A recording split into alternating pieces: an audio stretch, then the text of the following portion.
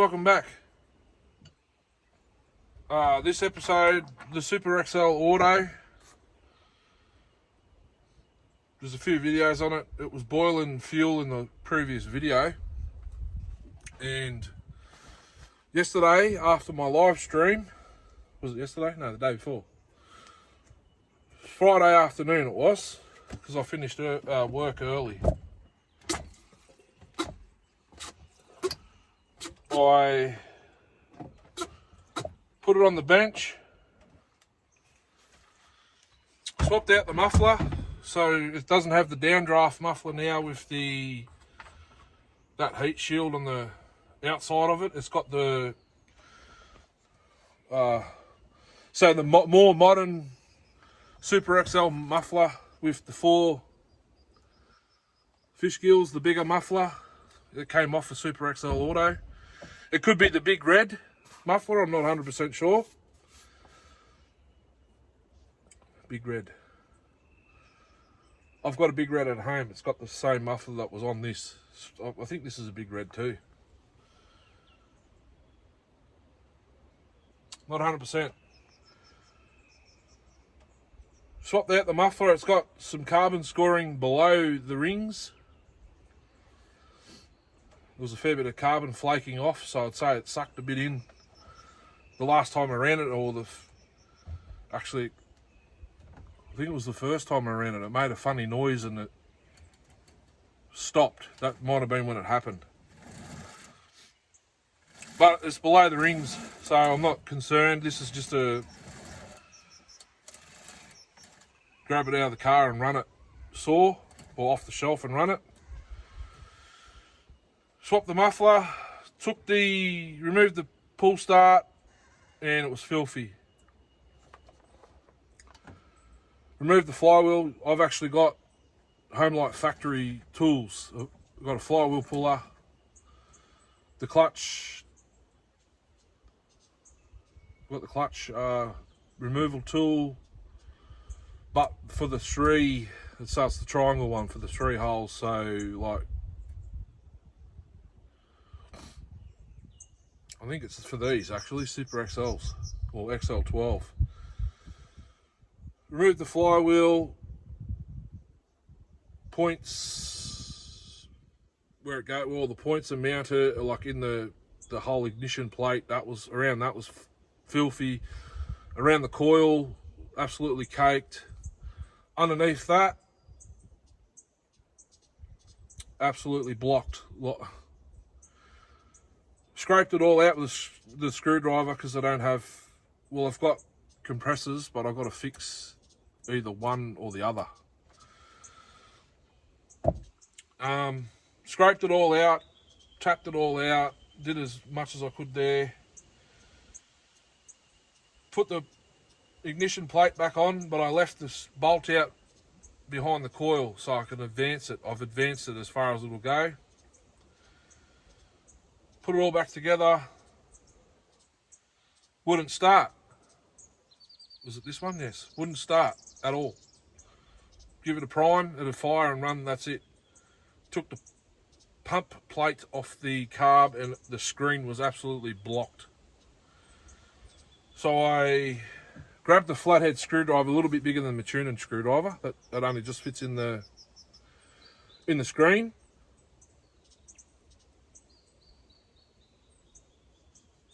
Pried it out, did it again, and then I got my primer can, if you know what I mean, and flushed it so everything came out, and then I filled the whole top of the carb with the plate off, so where it comes in, put it all back down, and away it went.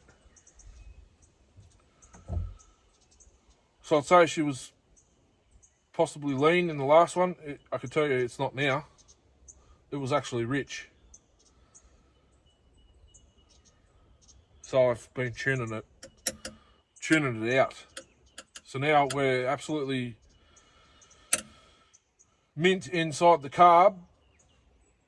The filter is like the felt type. Is it Wildbro? Wildbro, I think they are. Swapped the air filter. The old air filter was crushed and shrunk, and I've put a mag alloy air filter cover off the same saw the muffler came off. Alright, let's get over there. I've already had it in wood, make sure it cuts. I'll give it a quick sharpen now while I was re-watching the previous video, because I didn't know if it would work or not, because I was trying to join my hotspot on my other personal phone.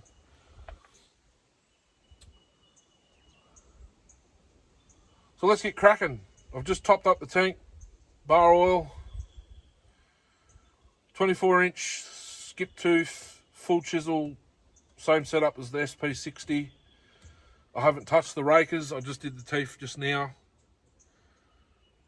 And I've tried it out on the small log, but let's go stick it in the bigger log and we'll see how we go. Catch us over there.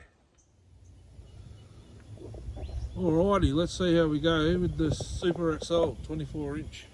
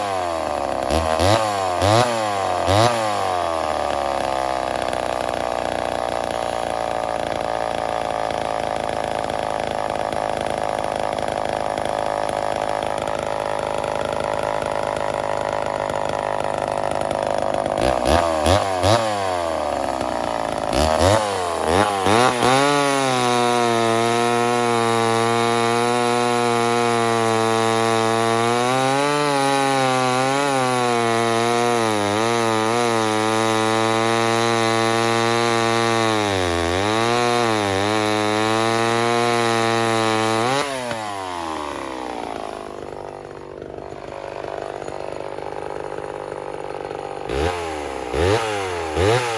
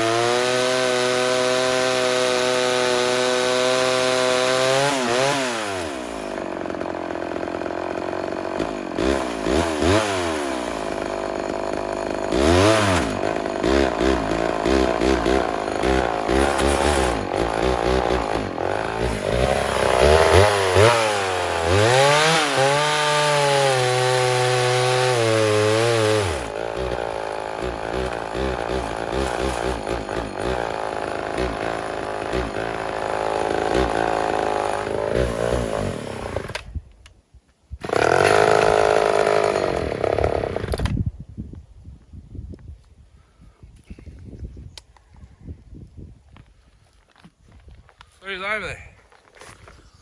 Tailgate. What an absolute torque monster. No wonder they sold millions of them. My hands are tingly now.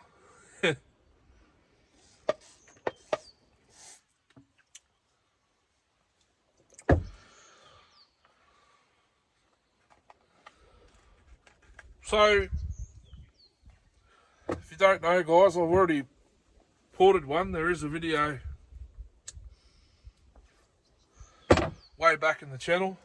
It was a Chrissy themed XL automatic. Same CCs, I believe. 46 mil bore. I built it. I think I did 2 cuts or 1 cut with it, and I gave it to Darcy. He goes, "Oh yeah, I'll have a crack." I gave it to Darcy, and he ran the tank out. He said, "Oh, I'm out of fuel." I filled it back up, and then he grabbed. I think he grabbed a Canadian 270. I think next, because the chain went blunt or something. It's about 2 years ago, but I built the saw probably a little bit longer ago than that. So it's just a base gasket delete. I was going to put a 1200 AE piston in it, but the one I got's pretty scored. I did sand it back. Well, it wasn't that bad, but the rings were the worst. So I didn't do it. Anyway, if you want to see it, it's on the channel. Base gasket delete. Made the exhaust open at 100, I think it was 100 or 101 or 2. The numbers are written down. But I opened it at the bridge. So I just raised it at the bridge. If I went all the way across, it'll probably be a different saw. But it didn't impress me, so to speak. It's just basically a stock saw with the base gasket delete, because I didn't open the didn't do the exhaust port properly. I should have went all the way across, because I like a D shape. I like a D-shaped exhaust port, so I started at the bridge and sort of only took minute material off. This saw is a stock saw, completely as I got it, except I've now advanced the timing a little bit. I think I can hear like a crackle when it's cutting, like it's missing, like misfiring. I'll have to wait until I watch back. The outer plate's loose. I need a couple more washers on those bolts.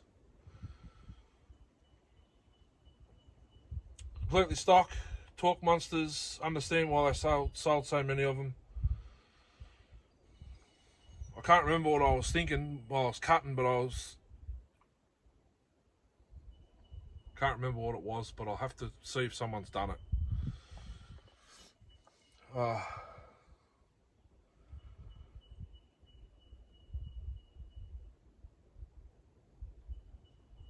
Yeah, I can't remember what it is, but anyway, I'll think about it.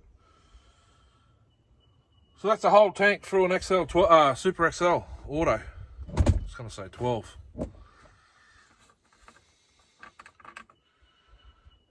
Bone dry, and I can see the filter. There's possibly 2 in the bottom of this. When I got it, it was look, it was dirtier than it is now. I just put some fresh fuel in with the fuel that was in there, and away it went. And every couple of days I'd pick it up and fire it up, and it'd run every time. Until Friday afternoon when I had to clean the screen. I think there might be a little bit more in the screen now because it stopped there before. But I've had to retune. I think when I started the video, the low jet was between 1.5 to 2 turns out, where it wanted to be when I warmed it up in that log there. and the high jet is at 1 and a smidge out now. Before it was 1.5, because that's where I start the screws.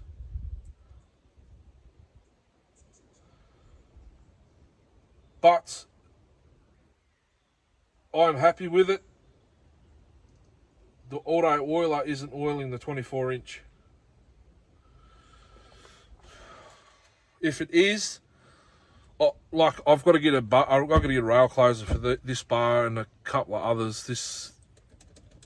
I'll show you. I don't know if I've shown you this before on camera, but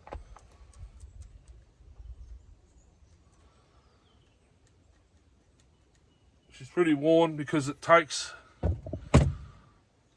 an 063 gauge chain. It's off one of those eBay 80. They advertised it for 92cc. It's the one with the fuel tank on top, reed fed.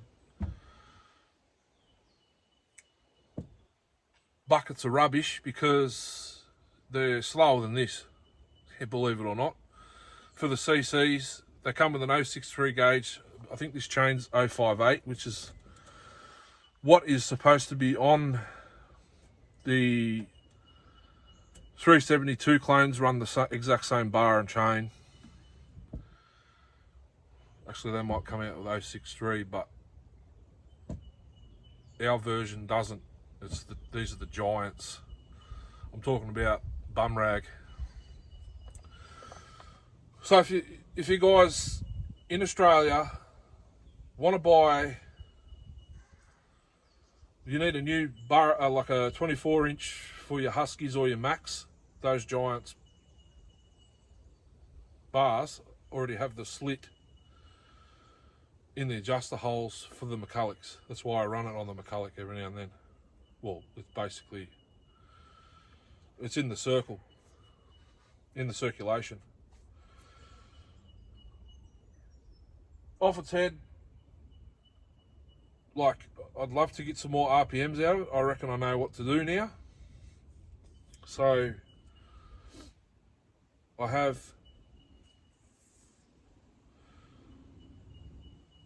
one of those two part saws that we checked the cylinders on last time. This is what the muffler. This is the muffler on this came off one of those, off that one that had the muffler on it in that video. The other one's piston and cylinders mint.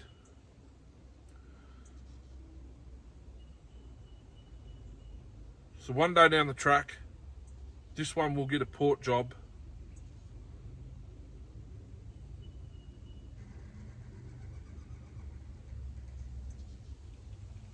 This one will get a port job. I don't think this carb's the right one for it because the choke lever doesn't fit in the hole. It's got a small hole. It looks like it's a Husky, maybe a 262, 266 carb. Very small Venturi. I can swap out the carb to the one that I got, the parts one I got the muffler off, where it has the right size hole for the choke mechanism, or the lever, or the rod, whatever you want to call it. Swap it out. I do need the tuning grommet. It's missing, so it's possibly sucking in some fines through there, and the choke rod hole. I believe this carb's not giving it the RPMs. It still feels slower than it was, well, than it should be, if you know what I mean. Still does a fantastic job, but a bigger carb will probably make it go a bit better. I've got a 272 carb at home. It'll possibly go straight on there.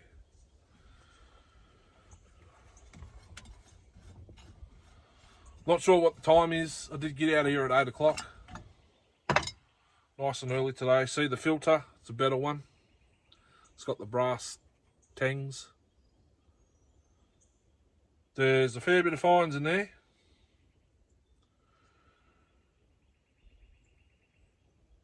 Not to worry. It's pretty much a toy because my minty one's on the shelf. So it's pretty much a toy, just to sort of for you guys to look at if you're interested in the homies.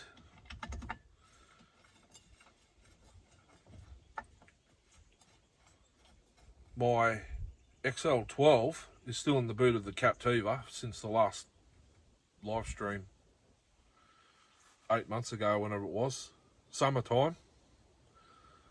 The last live in the forest, I ran them.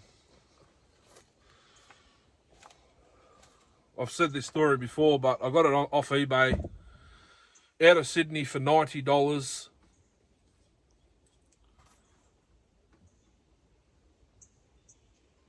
It had no spark, and I didn't know anything about points at the time. So I got it home, cleaned it up. It wasn't that dirty anyway. Cleaned it up, stuck it on the shelf. I'm like, well, I need a part saw. So I start looking around, and then there's a scrap metal joint in Melton, where I live. You go there and you drop it off, like all your scrap off. But back then they made it so people can walk in and buy back like lengths of steel and whatnot. My actual compressor, the big one, the tank with the pump on it, no motor, I got that for I think $5 or $10. There was a Briggs & Stratton, it's a little 3-horse cast iron bore edger, like a Scott Bonner edger. I bought that, $10. I put the motor on the compressor. I used the original little pulley it had on it, and away it went, $20. Luckily, it needed the relief valve, but for the electric, it's got that on it because it had an electric motor on it. Works mint.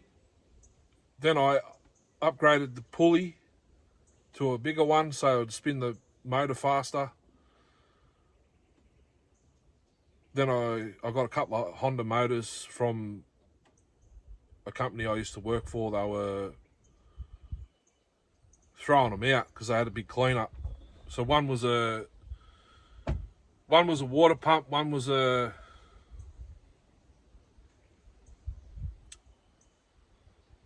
vibrating, like a whacker plate, so it already had the pulley on it. So I've converted that. But anyway, I went there and they had it was a 40-foot or 20-foot container. They had a 20-foot container at the back with like souvenir spoons and whatnot. And I'm just walking around, and here's a Super XL Auto sitting there. That's that scrap metal find one.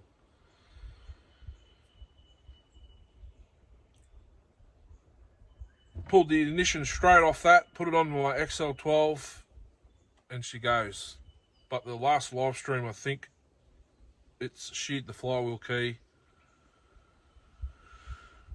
or the nut has come loose and it's rubbing somewhere. It won't let you pull it over. So I haven't checked it since, but I will now. Well, there you have it, guys. There's the Super XL timing advance. 24-inch skip tooth, full chisel. Different muffler. I quite like it with the muffler. I'll have to see what it sounds like back when I watch it back. When I watch it back, I've got another clutch cover somewhere. I need to dig it out. It's because this one's missing half of the. It's missing that part, so everything comes out that way, and it should go down that way. But I'll whack a couple more washers on the outer plate on the muffler so it's not rattly.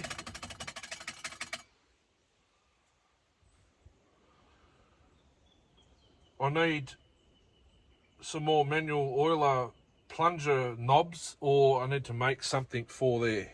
Maybe a piece of timber that'll slide onto that plunger. It's a bit worn out. I think it's broken, to be honest with you. I think the top half's broken. Anyhow, there you have it.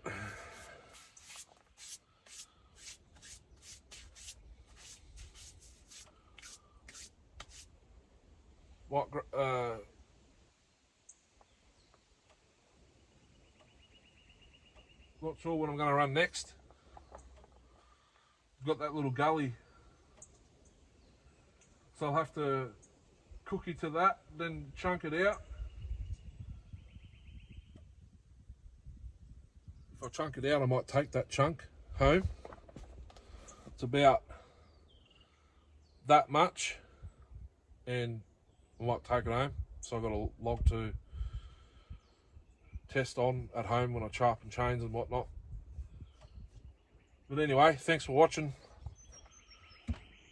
If you like it, leave a thumbs up. If you like it that much you want to comment. If you can't comment, I feel for you. I was in that predicament for a couple of years. I always wanted to comment on Buck and Billy Ray's videos, but I couldn't until I created the channel, because I have an Apple phone. If I had a Google phone or a Samsung or anything like that, I would have been able to comment. But you need a Google account to do anything on YouTube. Thanks for watching. See you on the next one. Hooroo.